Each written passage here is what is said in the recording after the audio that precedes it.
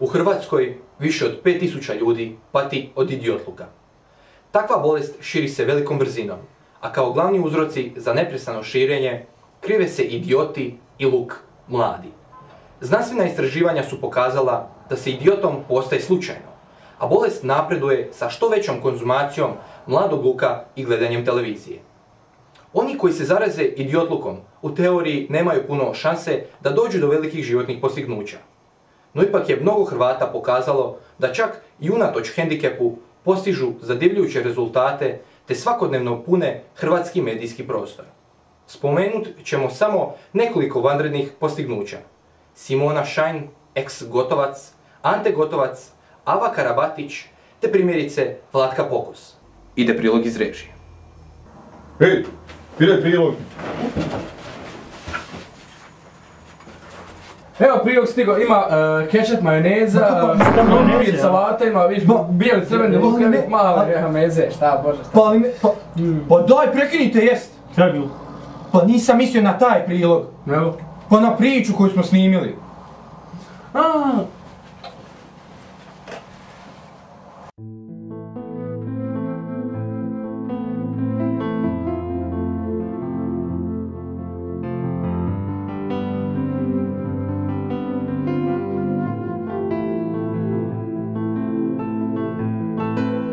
Šetao sam ulicom sa svojom mezimicom Šeherezadom kada me iznenada nešto pogodilo. Ne mogu to objasniti, ali nakon toga sam dobio neobjašnjivu potrebu da budem u centru pažnje na bilo koji mogući način, te da se neprestano pojavljujem u medijima. Većinom sam nailazio na zatvorena vrata, no Nova TV mi je izašla u susret kada mi je bilo najteže, kada sam bio na samom dnu i kada nitko u Hrvatskoj nije mogao vidjeti koliko je moje stanje uzrokovano idiotlukom zapravo ozbiljno. Na sreću, preko Nove TV, koja u potpunosti razumije idiote poput mene, upoznao sam mnoge druge osobe s istim problemima koje se unatoč teškoj situaciji dobro nose sa svojim idiotlukom. Ako nije tajna, možete li reći o kome se točno radi? Ava Karabatić recimo, Maja Morales, Simona, Vlatka Pokus, Dolores Lambaša, Jadranka Kosor. Puno je primjera. A sada reklamni blok.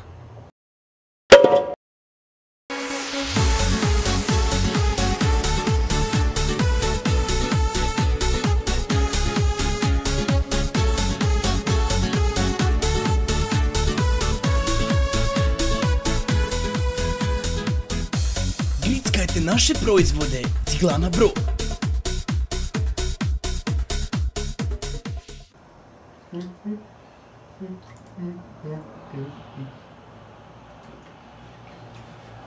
Uistinu potresna priča.